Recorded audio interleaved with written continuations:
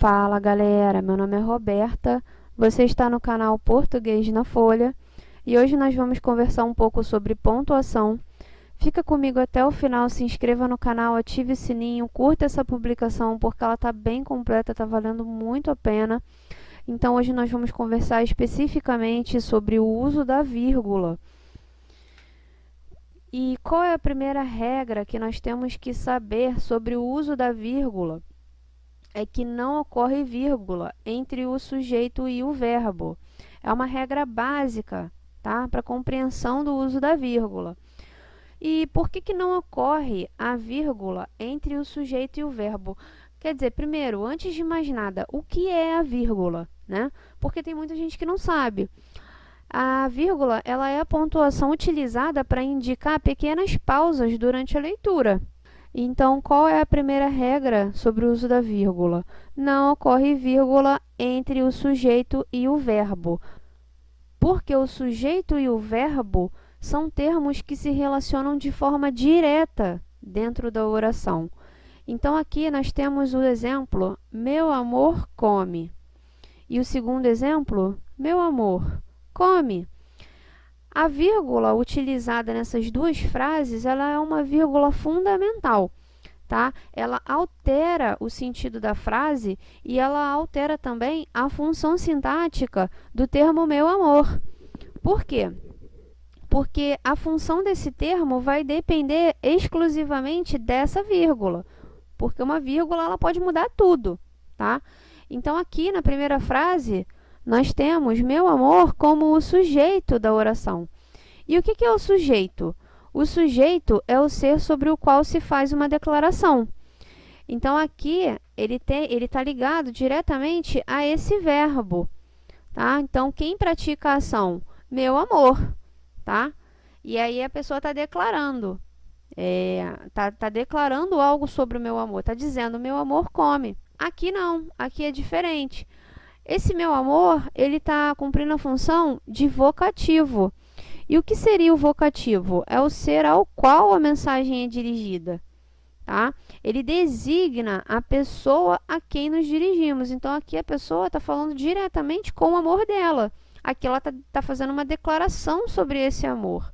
Aqui não, aqui ela está falando diretamente com a pessoa que ela está chamando de amor. Ele não está fazendo uma declaração, ele está dirigindo a mensagem a esse ser. Ele está pedindo que a pessoa coma, tá? Então, essa vírgula, ela diferencia esses dois termos, aqui o sujeito e aqui o vocativo. Qual é a primeira observação que eu coloquei sobre essa regra aqui? Não ocorre vírgula entre o sujeito e o verbo. Por muitas vezes a gente não consegue detectar muito bem, não fica muito claro para as pessoas o que é o sujeito, tá, da oração. Então, aqui nesse tipo de estrutura, quem acredita sempre alcança. O sujeito é quem acredita. E aí, como a gente tem aqui acredita do lado de alcança, nós temos dois verbos muito próximos um do outro. Por uma questão de clareza, por muitas vezes as pessoas colocam uma vírgula aqui. Quem acredita, vírgula, sempre alcança. E não pode. Por quê? Porque quem acredita é o sujeito desse verbo, tá? Então, nós temos até outras construções parecidas. Por exemplo, quem ama, protege.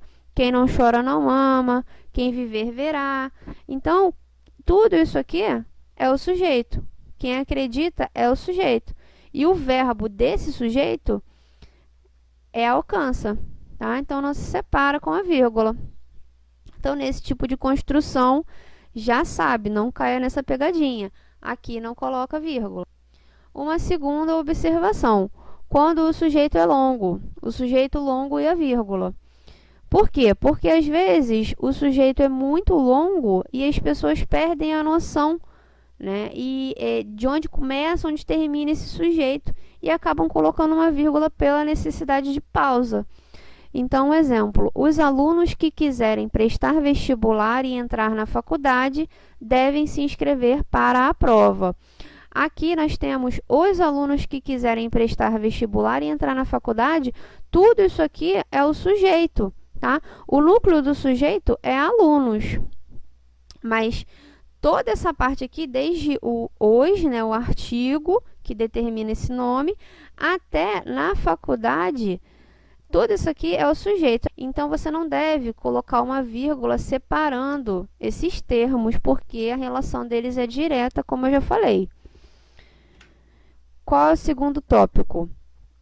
A vírgula, ela separa enumerações ou sequências. Ela separa também orações do mesmo valor sintático.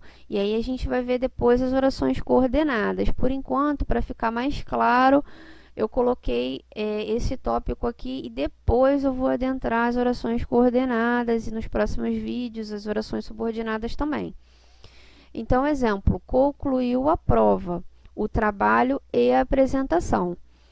Aqui ela está separando os termos, prova, trabalho e a apresentação. Antes do último termo, eu tenho a conjunção aditiva e. Essa conjunção, ela está dizendo aqui que existe mais um termo e não se deve utilizar uma vírgula antes dessa conjunção, tá? Aqui embaixo, concluiu a prova, o trabalho, a apresentação. Eu não tenho a presença da conjunção aditiva e. Isso significa que aqui a ideia é uma ideia de continuidade. Eu não sei o que mais ele concluiu. Concluiu a prova, o trabalho, a apresentação e que mais? Como esse último termo ele não está antecedido de uma conjunção aditiva e, eu não sei o que mais ele concluiu. Tá? Aqui eu tenho a informação toda acabada. Tá? Ele concluiu esses 3 elementos aqui. Aqui, como eu não tenho a presença dessa conjunção, não está determinado quantas coisas ele concluiu. Uma observação, a vírgula antes de etc. Então, assim, entre os autores ocorre uma divergência sobre o uso da vírgula antes de etc. por 2 motivos. O primeiro motivo, a origem da expressão etc.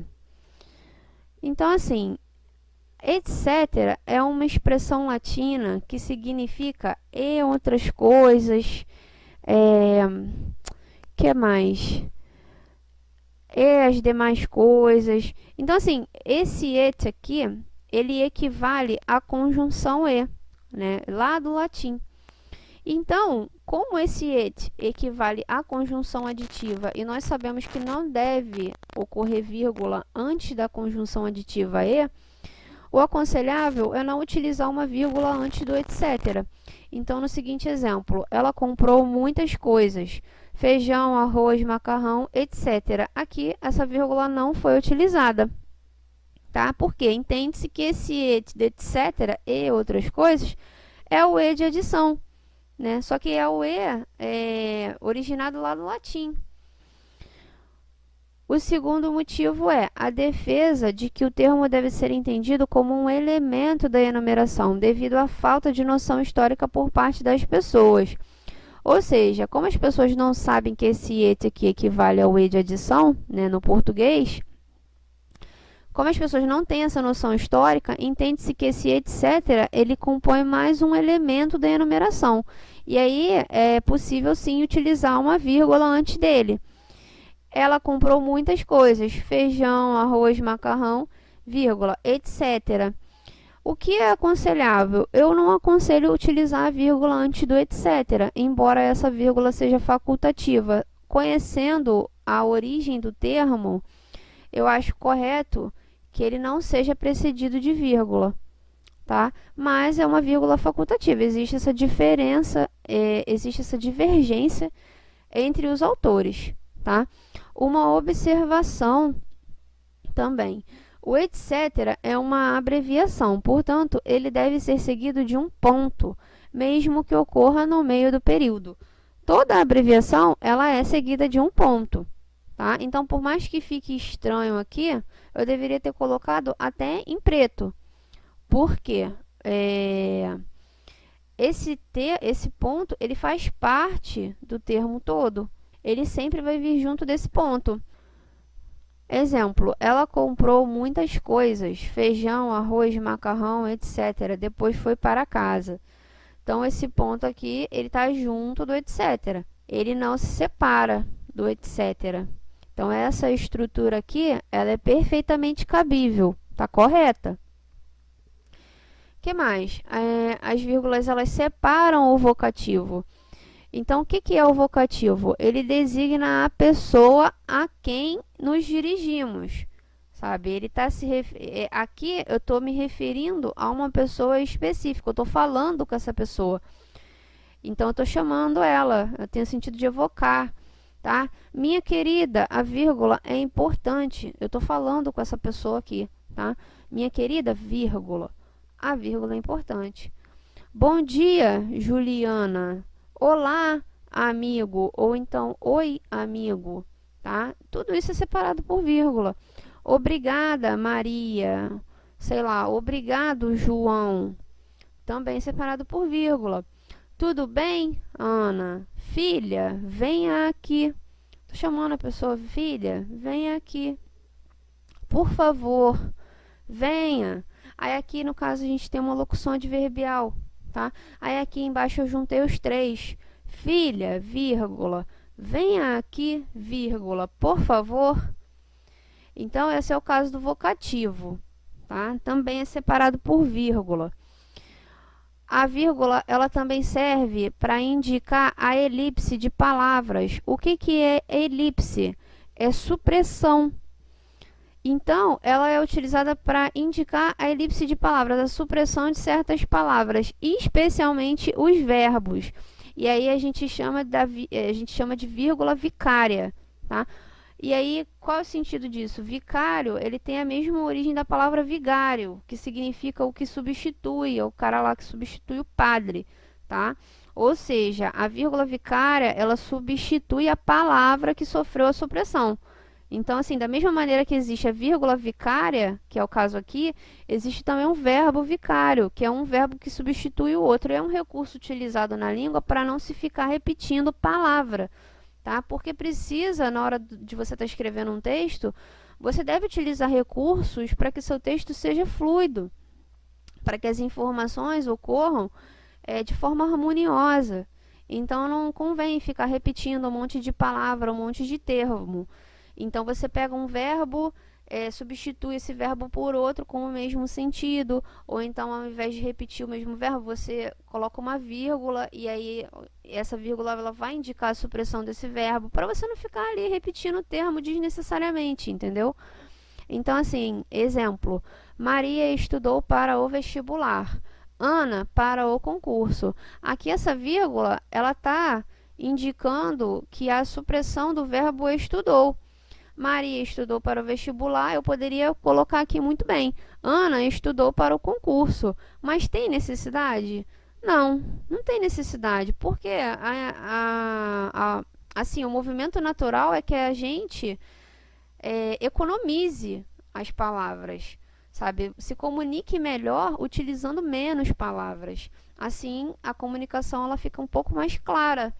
Então, aqui essa vírgula ela é colocada para indicar essa supressão desse verbo. Ela indica a elipse do verbo, tá? É a vírgula vicária. Separam complementos verbais antecipados. As pessoas boas é necessário reconhecer.